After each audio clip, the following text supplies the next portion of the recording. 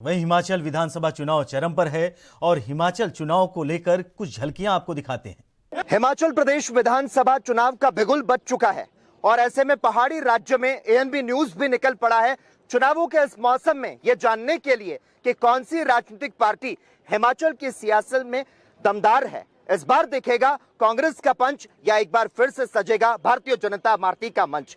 इस वक्त हमारे साथ प्रताप सिंह बाजवा जी मौजूद हैं। बाजवा जी, हिमाचल में वैसे तो पिछले 3.5 दशकों में हर बार सत्ता परिवर्तन इतिहास रहा है। कांग्रेस इसके सहारे हिमाचल प्रदेश में जीत की उम्मीद लगाए बैठी है।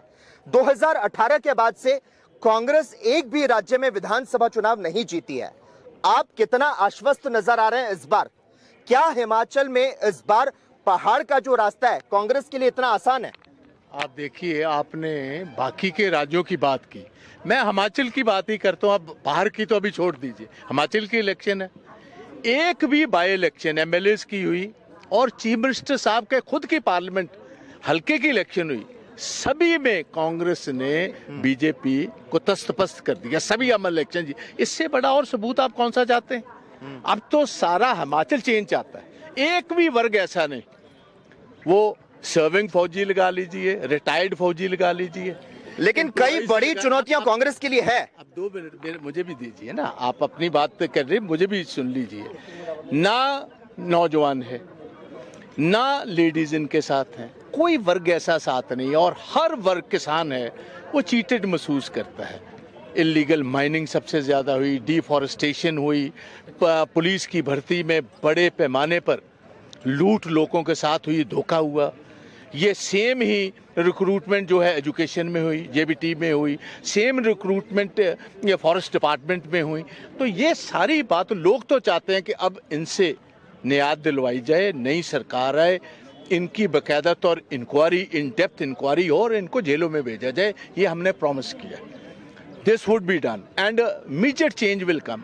इधर देखिए, आप मंडी में आए, हैरान हुए, चीफ मिनिस्टर साहब का खुद का हल्का है, इनका एक ड्रीम प्रोजेक्ट था कि मंडी में मैं इंटरनेशनल एयरपोर्ट लेकर आऊँगा, कहीं एक ईंट तक नहीं लगी। कौन इन पर फेथ रखेगा?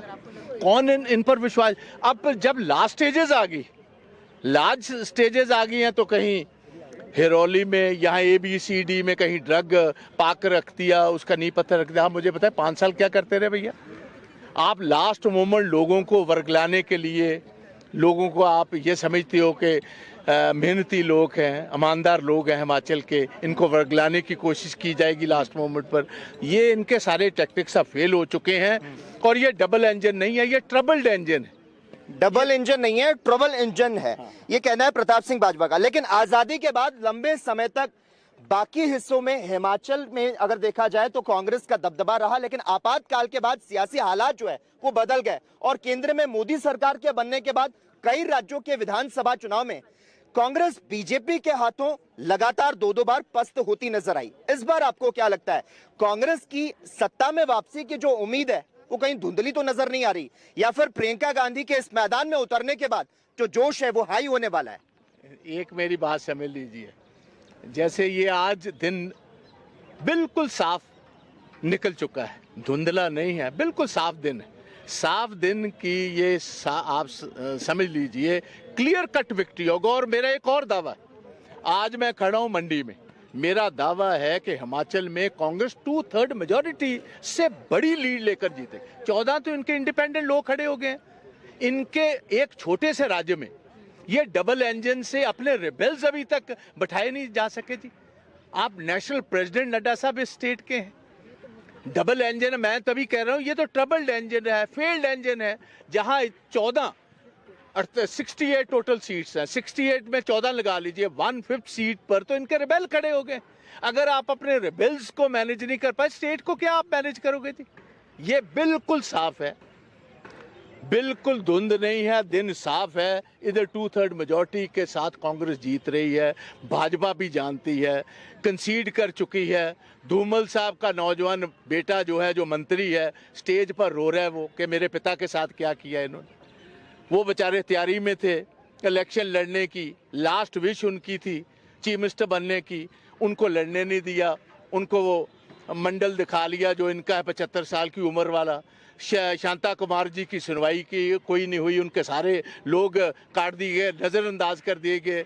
और जयराम जी अपनी इलेक्शन अपने डिस्ट्रिक्ट से हार चुके हैं, अपनी पार्लियामेंट सीट से हार चुके हैं। सो इनके लिए बाकी स्टेट्स का तो मुझे अभी पता नहीं, मगर मैं आपको ये भी क्लैरिटी दे दूं, मनमोहन सिंह जी की भी गवर्नमेंट 10 साल चली थी, मोदी साहब को 8 साल ही हुए, इसके बाद हिंदुस्तान में भी चेंज आएगी, ये मैं साफ तौर आपको कहना चाहता हूँ। वाजपेयी साहब के टाइम पर भी ये गलतफहमी थी, इंडिया शाइनिंग की, हम फिर वापस आएंगे, बिल्कुल नहीं आएंगे। आज लोग ठीक है, इनकी ऑपरेसिव पॉलिसीज के कारण जो ये अलग अलग अपनी एजेंसीज का इस्तेमाल करते हैं, डर और खौफ ज़रूर है, मगर आपको पता तब चलेगा जब इलेक्शंस की वोट डल जाएंगे। और ये मेरी बात आप याद रखना, और मैं चंडीगढ़ में हूँ, लीडर ऑफ द ऑपोजिशन, आप मेरे पास आ जाना अगर 230 से कम रहेगी, 2/3 से। बिल्कुल। तो ये थे पंजाब विधानसभा में विपक्ष के नेता और विधायक बाजवा जी, जो साफ तौर पर आश्वस्त नजर आ रहे हैं कि हिमाचल प्रदेश में इस बार सत्ता में कांग्रेस पार्टी आएगी।